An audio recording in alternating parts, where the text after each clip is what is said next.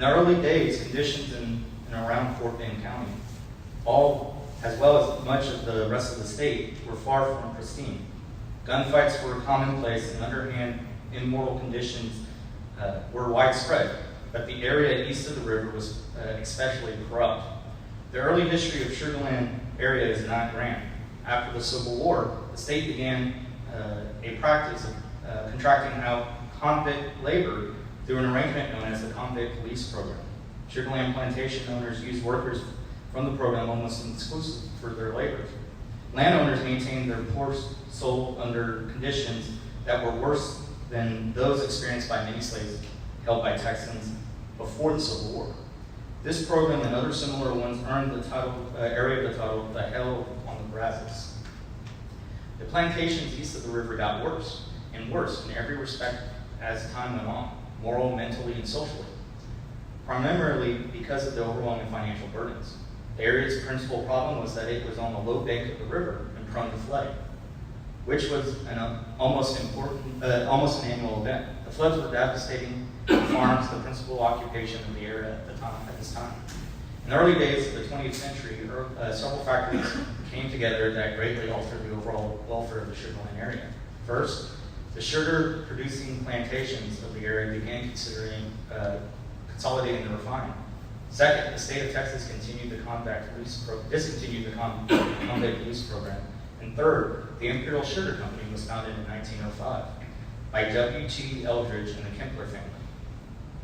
In an effort to acquire new and better qualified laborers, the company bought in men from the Sludenburg and Flatonio area and furnished them with housing and other civil necessities, essentially turning Sugar Land into a standard company town.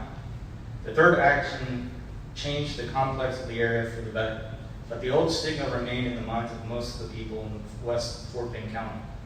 To some extent, those stigmas remain to this day.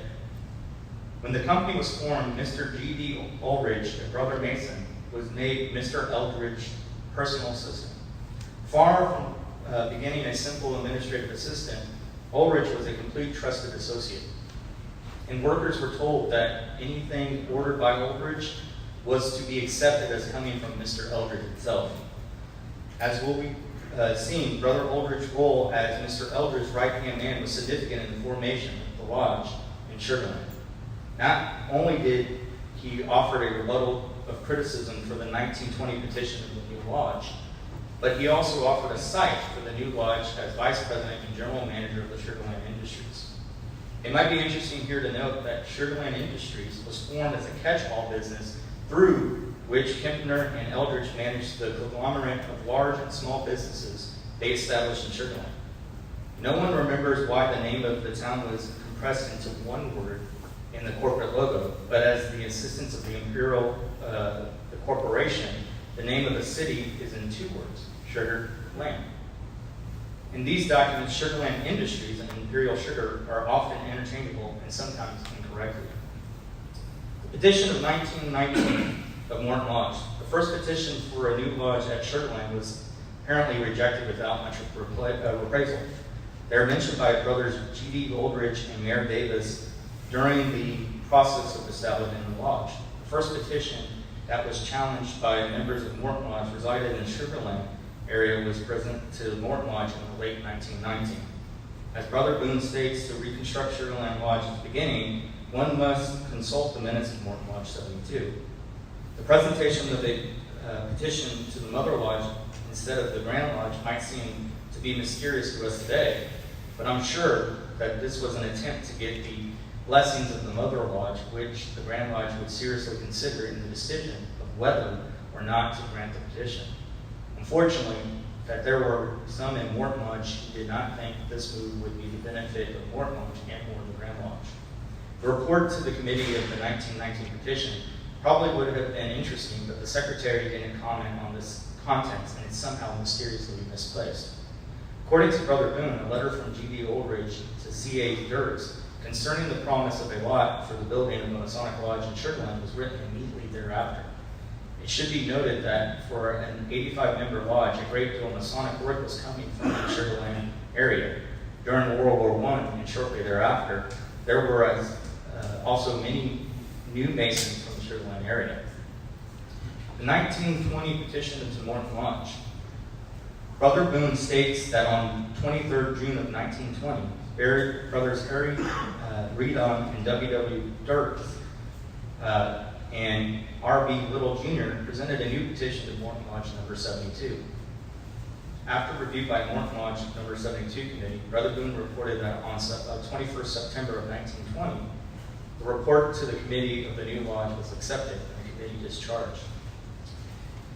The prospective charter of Sugar Land Lodge on 5 November of 1920 in Sugar Land, Texas. This was a meeting to discuss and appoint brothers to go to the Grand Lodge of Texas in Waco on 2nd December of 1920 in an effort to secure a charter for Sugar Land Lodge. Sugar Land Lodge number 1141 AF and AM, having been chartered on 10th of December of 1920 by the Most Worshipful Grand Lodge of Texas during its annual communications in December of 1920, officially began its work 17 January of 1921. The Imperial Sugar Company granted the lodge the use of the top floor of the warehouse rented free, located on Kempner Street between Wood Street and Main Street, due to the fact that many of the members were in fact executives and workers in the company. Hence the significance of the Sugar Land Heritage Foundation and our event being here tonight.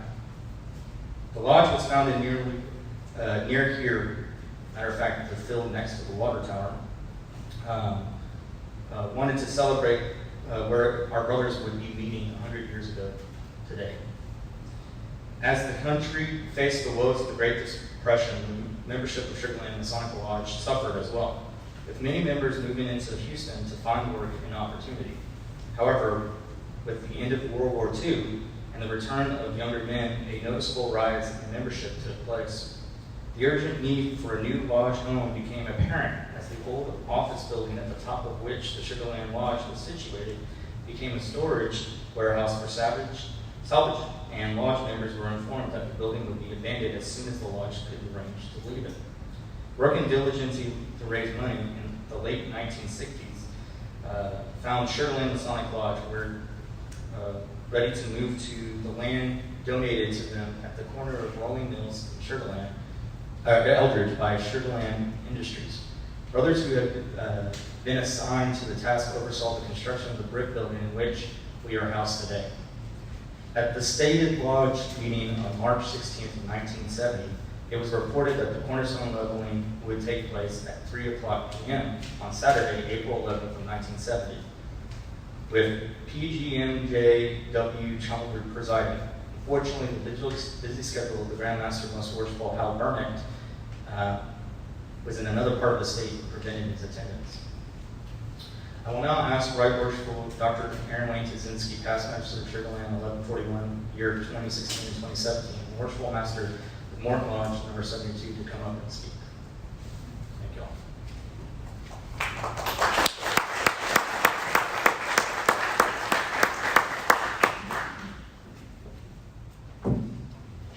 Thank you, Worshipful Master.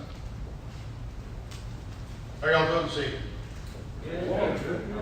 We certainly appreciate you being here, especially in the midst of a worldwide pandemic. The Grand Master, and I'll talk about the Most Worshipful Grand Master here in a little while when we present the 100-year certificate. But your attendance here this evening is very much appreciated. So you heard the Worshipful Master give you a brief history of Sugar Land Masonic Lodge, and I'm going to take it a little bit more globally and discuss the influence of Freemasonry on both Sugar Land, the state of Texas, and the United States in general. Masonry has had a major influence in the birth of the United States of America and both the Republic and state of Texas. Many of you in this room grew up in a society where famous Freemasons were prominent in everyday life and not just in history books. Presidents, actors, astronauts, musicians, politicians, military heroes, and so many more exhibited exemplary behavior and lived with certain character traits that was also influenced many generations. Men such as George Washington, Amadeus Mozart, Will Rogers, Gene Autry, Buzz Aldrin, Henry Ford, George MacArthur, Ernest Borgnine, Benjamin Franklin, and my personal favorite, John Wayne. What y'all do know what I'm saying? The Masonic fraternity brought to the United States, or the American colonies in the mid-1800s, or in the mid-18th century, was well established in all of the United States by 1820. The first Americans to migrate to Texas in the 1820s were a number of Masons, including Stephen F. Austin. Austin attempted to organize a Masonic Lodge in 1828 when he and 6 other Masons met at San Felipe and petitioned the Grand York Lodge of Mexico for charter dispensation. The dispensation evidently reached Mexico at the height of quarrel between the Yorkinos and the Esqueces, which were the adherents of the Scottish Rite at that time, and that petition disappeared. A more successful effort occurred in the spring of 1835 when Dr. Anthony Jones and 5 others, who fearing the Mexican reprisals, met secretly under the Masonic oath in Brazoria and petitioned the Grand Lodge of Louisiana for the charter. The Grand Master of that state, John Henry Holland, issued that dispensation, and Holland Lodge number 36 met for the first time on 27 December 1835, with Jones presiding as the worshipful master. Holland Lodge struggled for several months until it was overwhelmed during the Texas Revolution by the Mexican General Jose Guerrero, who destroyed all of the lodge's records and their equipment. Because of the scattering of the membership, the brethren decided not to reopen the lodge in Brazoria and instead opened it in Houston in 1837. The Grand Lodge of Louisiana issued 2 additional charters to Texas lodges during the time, which is Milam number 40 and Nacogdoches, McFarland number 41 in San Augustine. In December of 1837, delegates of these 3 lodges convened in Houston to organize the Grand Lodge of the Republic of Texas. President Sam Houston presided over this meeting, which resulted in the election of Anson Jones as the first Grand Master. Between 1835 and 1845, the Texas Grand Lodge issued charters to 21 more lodges, and membership increased from 73 to 357. In addition, there were probably some 1,110 Masons from other jurisdictions living in Texas at that time. Although only constituting 1.5% of the population at the time, Masons filled some 80% of the Republic's higher offices. All of the presidents of the Republic, the vice presidents, the Secretary of State were all Masons. And after annexation in the United States, Masons continued prominent in the state government between 1846 and 1861. 5 of the 6 governors were members of the fraternity. And Mason continued to prosper. By 1860, there were 226 active lodges in Texas with 9,000 members. The Civil War saw between 1/3 and 1/2 of the membership in military service. During the war, the Grand Lodge issued dispensations to 32 traveling military lodges established by Army units. Meager records, however, make it impossible to determine exactly how many lodges were actually formed during that time. The Grand Lodge experienced several financial difficulties. We've heard that before. During these years.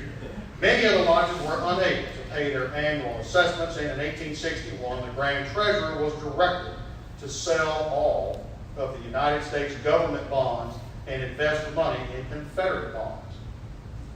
The Grand Lodge was rendered penniless by the defeat of the Confederacy, and Reconstruction brought continued financial problems to lodges sought by remission of their annual dues. Although the Grand Lodge frequently complied, it was canceled over 50 charters between 1865 and 1880 due to financial hardship. Prosperity gradually returned, and by 1878, the Grand Lodge was solvent. Membership had reached 17,000. This trend continued for many years, except for brief downturns. After most wars, Masonic membership skyrocketed and saw a dramatic increase after World War I, when membership climbed from 94,000 in 1920 to 134,000 in 1929. Of course, the Great Depression brought equally dramatic decline to a low of 95,000 in 1937. A number of lodges lost their temples, constructed during the prosperous 1920s, and their membership declined as much as 60%. The waning of the Depression and the onset of World War II produced the reinstatement of many former members, and after 1945, thousands joined the lodge, and post-membership reached 245,000 in 1961. The magnificent new Grand Lodge Temple was constructed in Waco in 1949 and went in service in 1952. This building was supposedly patterned after King Solomon's biblical temple, which contains 135,000 square feet and includes a library and museum, and memorabilia open to the public. I believe we have a library and museum board present with us.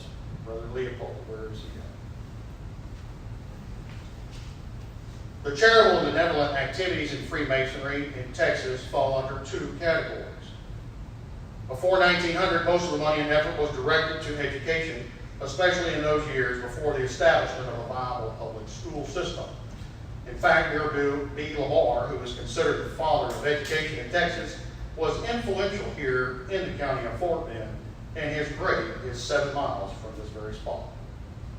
The Grand Lodge established an education fund in 1847 and appointed a superintendent of education the following year. Between 1850 and 1873, the legislature also established more than 100 unchartered schools. And in addition, the early public school systems initially met in lodge buildings. In the 20th century, Texas Masons broadened the scope of their philanthropic efforts. These were limited to Masonic family and the Masonic Home and School in Fort Worth, the home for the aged Masons in Arlington, and the Scottish Rite Dormitory for women at the University of Texas at Austin. Among the Masonic charities serving the public are the Texas Scottish Rite Hospital for crippled children in Dallas and the Shriners Burn Institute in Galveston. Today, the Masons in the United States donate more than $2 million to charity each day. Since the early 1960s, Texas Masonry, like other fraternal organizations, has faced serious membership decline. From 1961 at a high of 245,000 each year, that membership has dropped to date. As of 4 o'clock this afternoon, there are only 74,036 Master Masons in Texas working in 780 lodges. The development of the city of Sugar Land was influenced by Masons well before the birth of Sugar Land Lodge. As you heard the worshipful master give you some information on that. Masons who worked here on the sugar plantations and in the factory, as well as those who lived in the community, made their pilgrimage to attend Morton Lodge number 72, 7 miles away, and even Rosenberg Lodge 881, 13 miles from here, as there was no lodge in Sugar Land. After years of traveling, many of the men did not want to travel by foot, horse, wagon, or automobile after work, and then again after lodge. The Masons of Sugar Land obtained approval from both Morton Lodge and Rosenberg Lodge in accordance to Grand Lodge law to form their lodge of their own, and as you heard, Sugar Land was started on 10 December 1920. Over time, some legendary men in Fort Bend County and the town of Sugar Land have been members of this lodge. These men include J.R. Pearl, I.H. Kempner. If you look on that wall back in the back in 1905, and as you heard the worshipful master, I.H. Kempner was a very important person here at Sugar Land.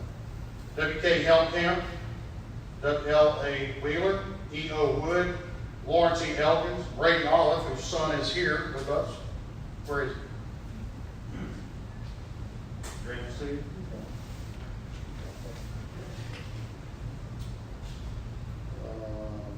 Ernest Taylor and Don Smithers, Councilman Don Smithers. Where is Don Smithers? Thank you, sir.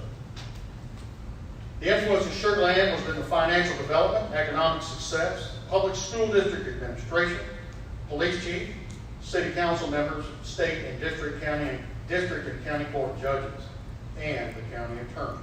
Some of their sons and grandsons are still members of this lodge or still live in the city of Sugar Land.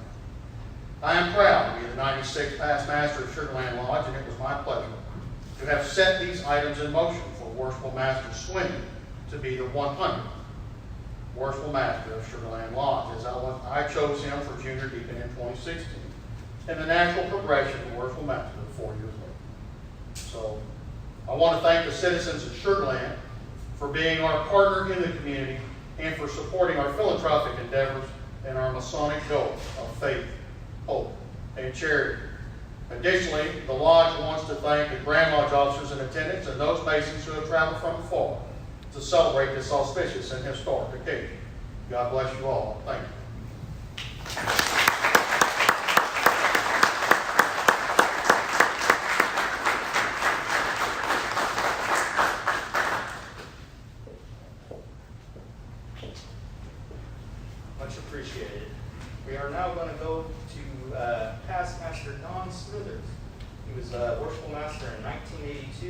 1983.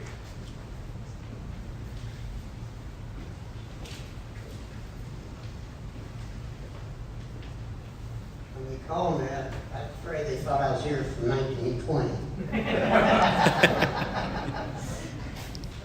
But this lodge has had a lot of the names that he listed, and there's some that he left out. Buddy Blair, who was a longtime lodge secretary, was also an early council member in the city of Sugar Land for many years.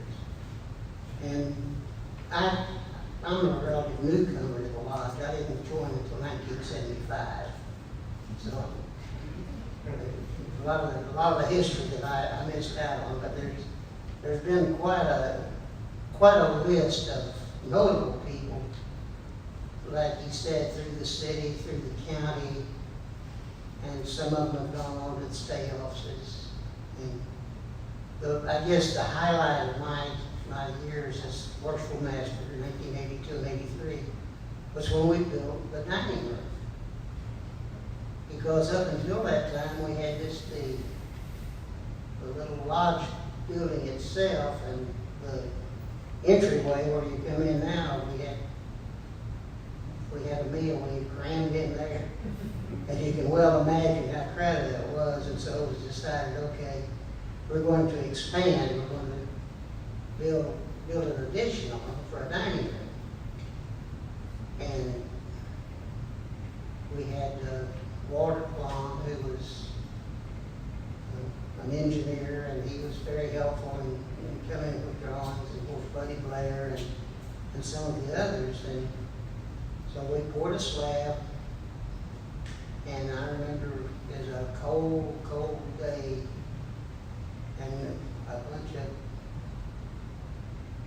these dummies out there trying to put up this building. We got the steel framework pretty well put up, but we didn't have it all put up. And here we're out there, and we're wondering, well, how we get this framework for the roof. Lanny Sims had access to a front end loader, and he went and got it, brought it down there, and so that's how we got the main roof part up on that building. It's a wonder that it didn't fall down. It's a wonder we didn't kill ourselves, but we got it done. And that was, like I said, that was the highlight of my year as worshipful master. And as the years have gone on, we've really appreciated that dining area. Thank you.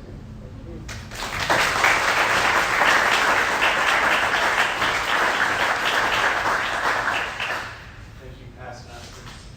Smithers. I now ask Brother Senior Warden Sammy Larby to come on up and give a speech on Freemasonry and education.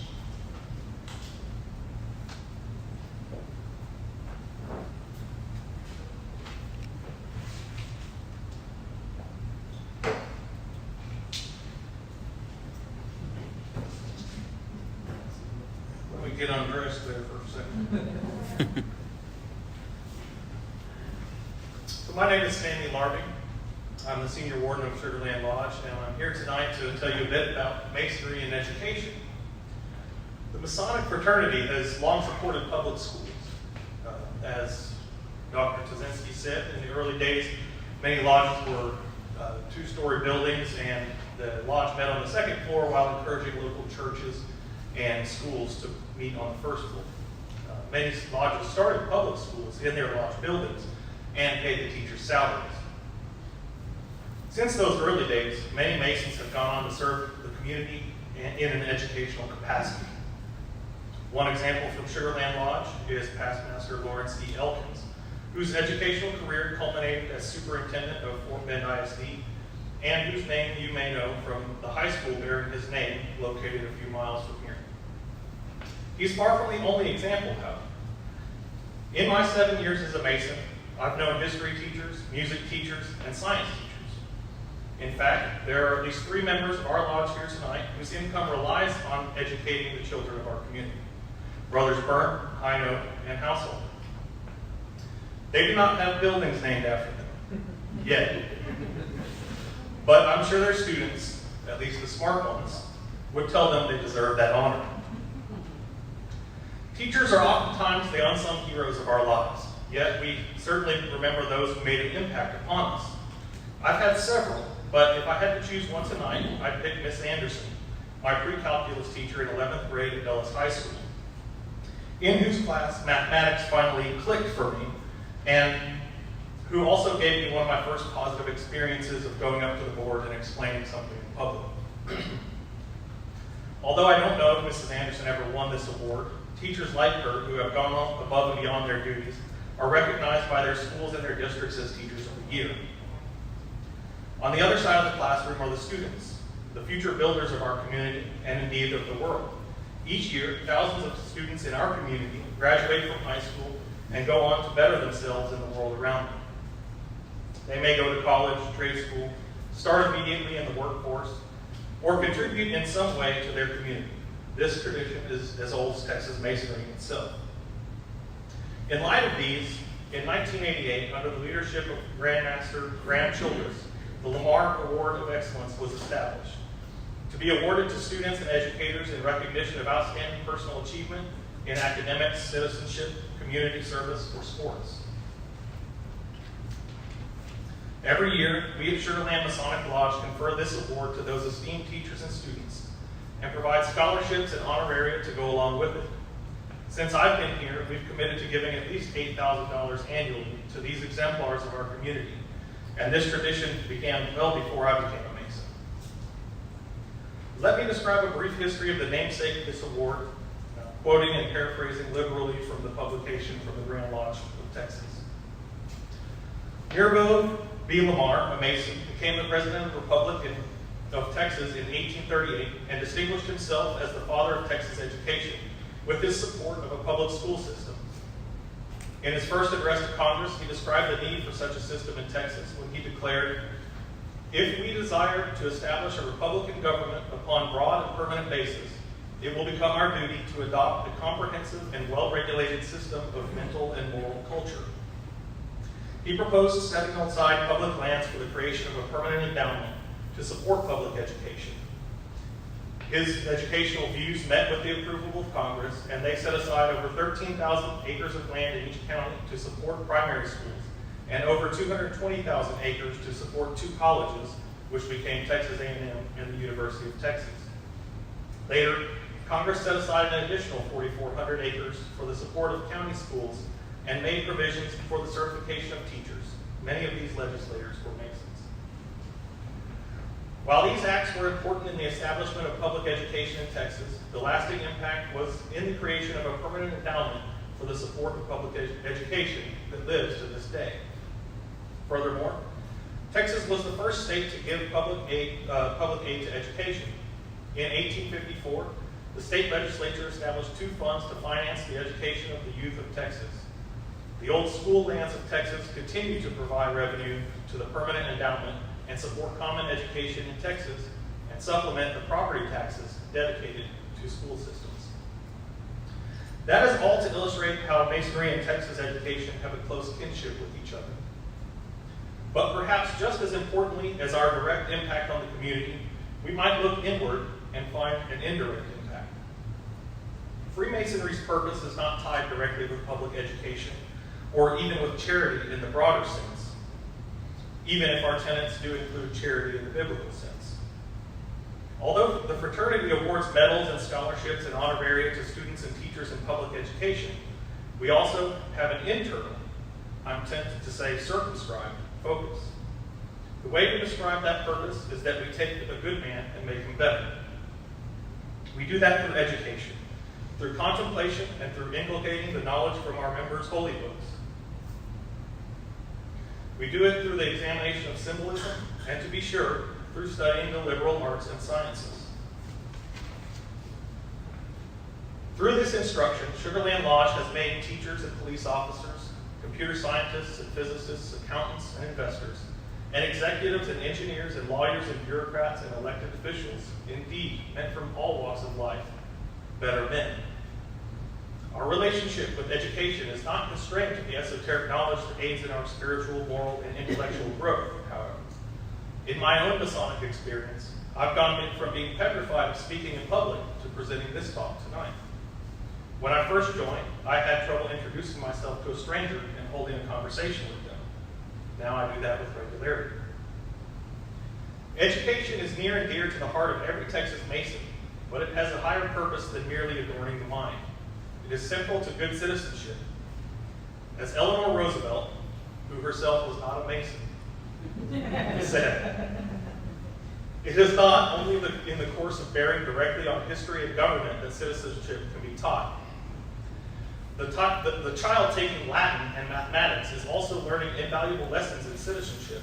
The power of concentration and accuracy which these studies develop will later mean a man or a woman able to understand and analyze a difficult situation. The zealous study of the liberal arts and sciences is recommended to all Masons for these reasons. It produces good minds and good citizens. We admire this value so much that we established the ways and funded the means of encouraging and rewarding it outside the privacy of our lodge rooms."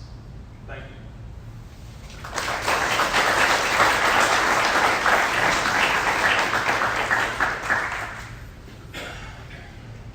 Thank you, Brother Senior Ward. One other side note, my wife is also a teacher, so it means a lot to me too. We'll now transition to Brother Instructor, District Instructor Cody Cockcroft, Past Master of Morton Lodge number 72, and Worshipful Master of Rosenberg Masonic Lodge number 881 for a special presentation.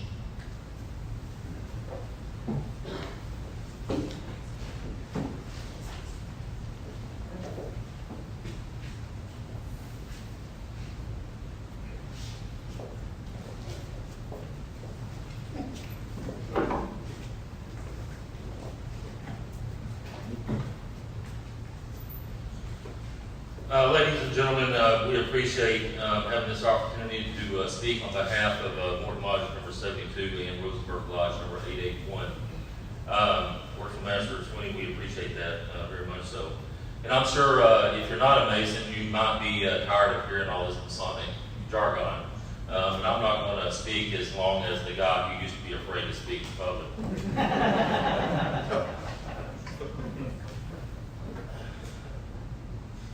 We as Masons, and we as Masons in Fort Bend County, and you as citizens of Fort Bend County need to appreciate the fact that the history of Texas starts in Fort Bend County.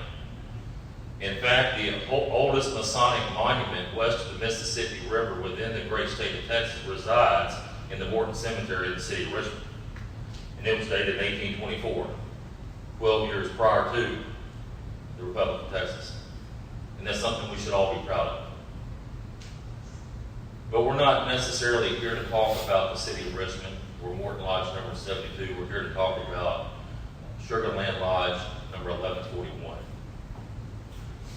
The story of Sugar Land Lodge number 1141 is a story of resiliency. The brethren here assembled with me are representatives of resiliency in our partnership with Sugar Land Lodge number 1141. If you think back to the charter of Sugar Land 1141, you have to predate that to World War I and the start of World War I. Sugar Land Lodge was going to Richmond for fraternity. It was an 8-mile stretch of road. A bond had not been passed to pave. So back in the old days, Masons met when there was a full moon. They had to meet when there was a full moon because otherwise they wouldn't be able to see. And most of the time that's okay, unless you hear about all the floods of the Brazos River. And an 8-mile track, either by horse, because there wasn't many PODs, or by train, if there was a flood, you might have to stay the night in the city of Richmond just to go to lodge. In about 1919, there was 85 members at Morton Lodge number 72. Most of the time, there was only about 8 members showing up to lodge. 9 months out of the 12-month year in 1919 was because people from Sugar Land could not get to Richmond because of the floods and the washed out of the road. What that tells you is that Morton Lodge number 72 was in dire straits, and the good men of Sugar Land quite likely kept it afloat. And that brings us to this presentation. Sugar Land Lodge applied to the Mother Lodge, Morton Lodge number 72, for special dispensation because if they accepted it, more than likely the Grand Lodge of Texas would accept it. More than 4 or 5 times, the men of Morton Lodge number 72 declined that. But what's important to understand is that there appeared to be one man that was against it. And in fact, Morton Lodge number 72 in 1919 was considered a one-man lodge.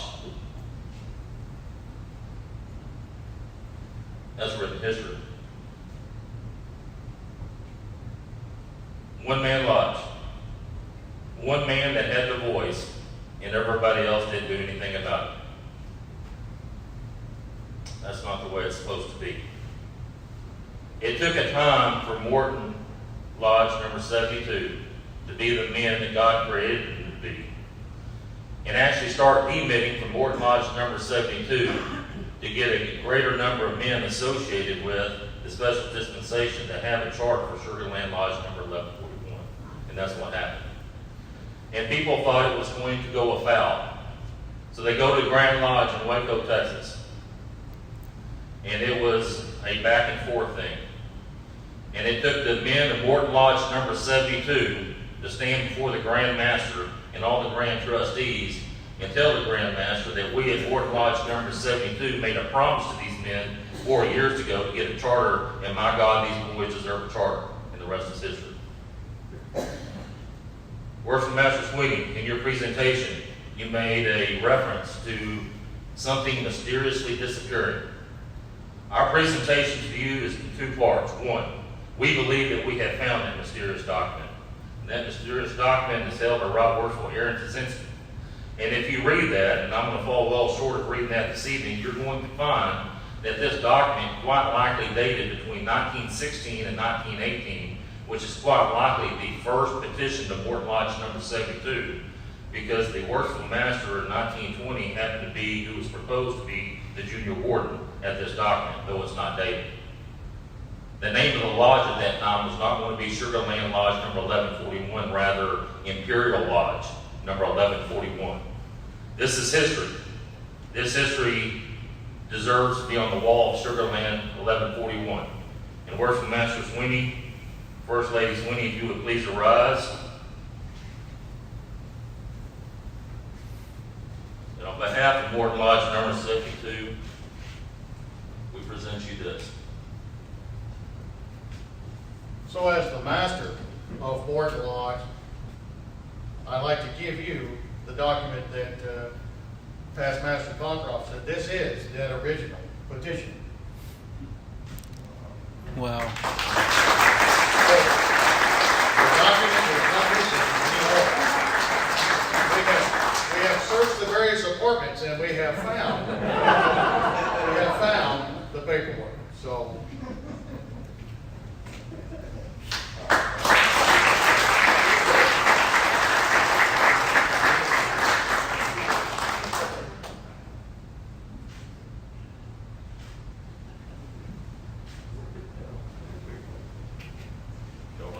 don't run off. There's more. It's not ShamWow. And lastly, we created a plaque that we would ask that you would put above this plaque. And the plaque reads as follows: Legacy, past, present, and future. May this historical document represent a testament of the 100-year partnership between Morton Lodge number 72 and Sugar Land Lodge number 1141, and our common aspiration for the advancement of Freemasonry in Fort Bend County and the great state of Texas. A gift from Morton Lodge number 72. mention-free, and accepted, Masons.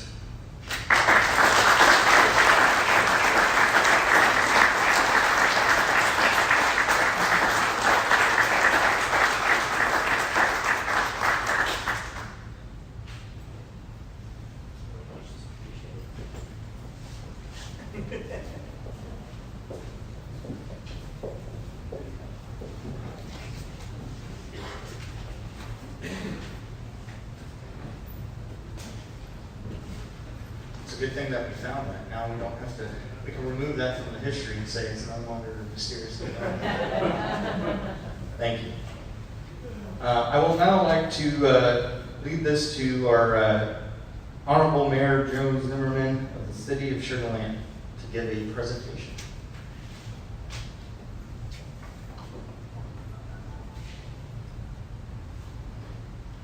Good evening. On behalf of the City Council of the City of Sugar Land and the great citizens of Sugar Land, I want to thank you for inviting me to be part of this occasion. Let me recognize a few people. Kevin Sweeney, Worshipful Master of Sugar Land Masonic Lodge 1141. Dr. Aaron Kaczynski, Right Worshipful District Deputy at Large. Keith Borst, Right Worshipful District Deputy of Masonic District 108. And Paul Underwood, Most Worshipful Grand Master of the Grand Lodge of Texas. When you look at Sugar Land, we just heard from some of the Grand Masters a discussion about a history of Freemasonry, not only across the world, but here in Texas. And indeed, here in Richmond, Rosenberg, and Sugar Land. What makes Sugar Land different is this.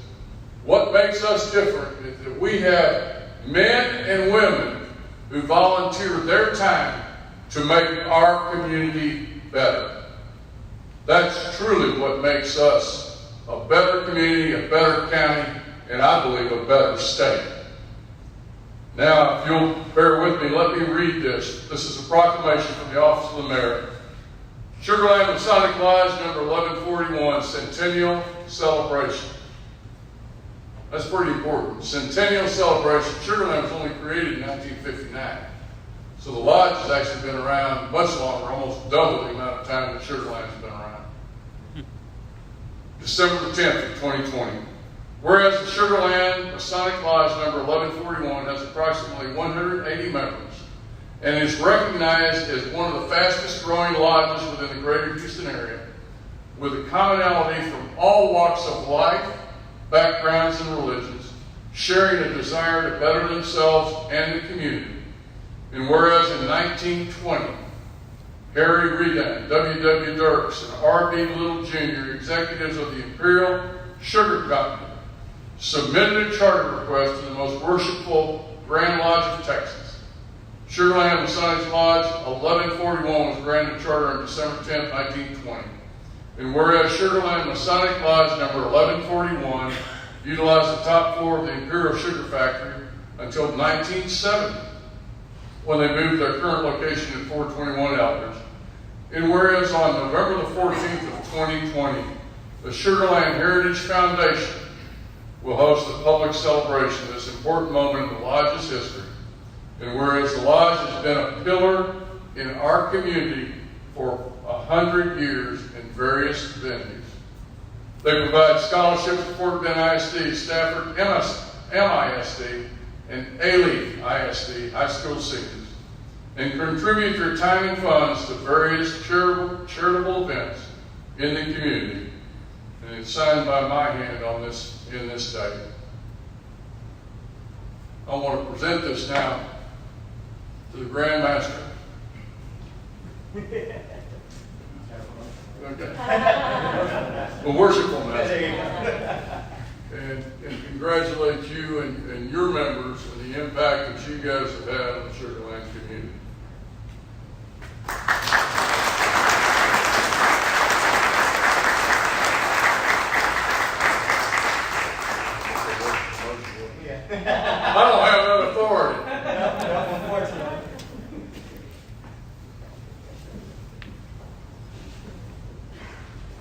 Honorable Mayor. Appreciate it.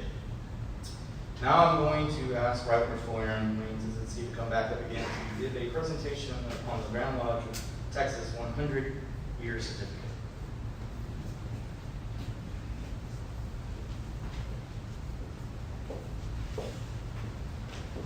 Now I have to change hats, and I'm not now the master of Morton Lodge or a past master of Sugar Land Lodge, but I am here along with Right Worshipful Keith Forrest and Right Worshipful Maynard Fernandez to represent the Most Worshipful Grand Master of the Masons of Texas, Paul Dennis Underwood, who is unfortunately self-quarantining due to a possible COVID exposure.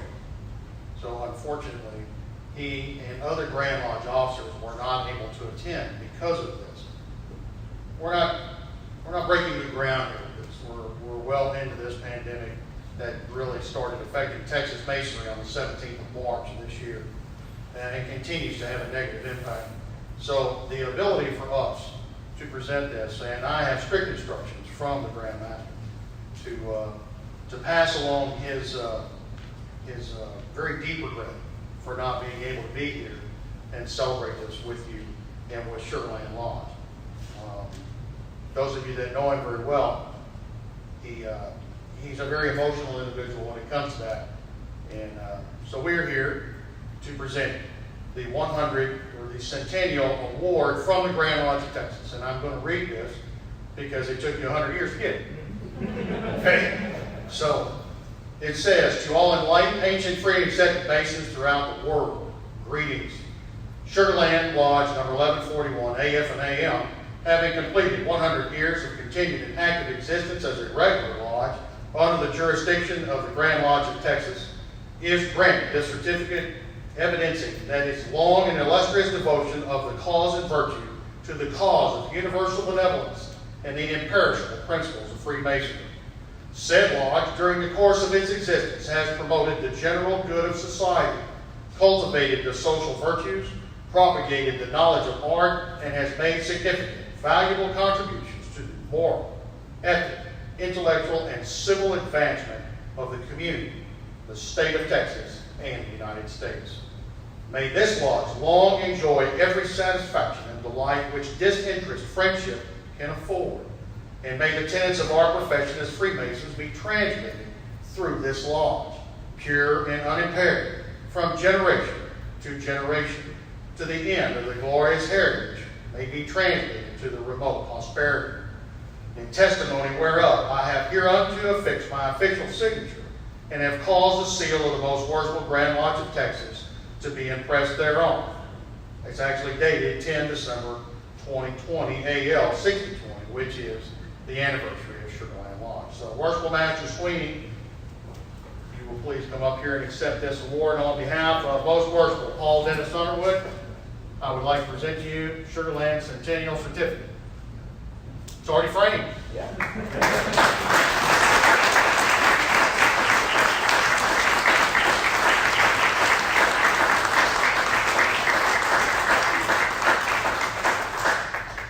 Congratulations. Thank you.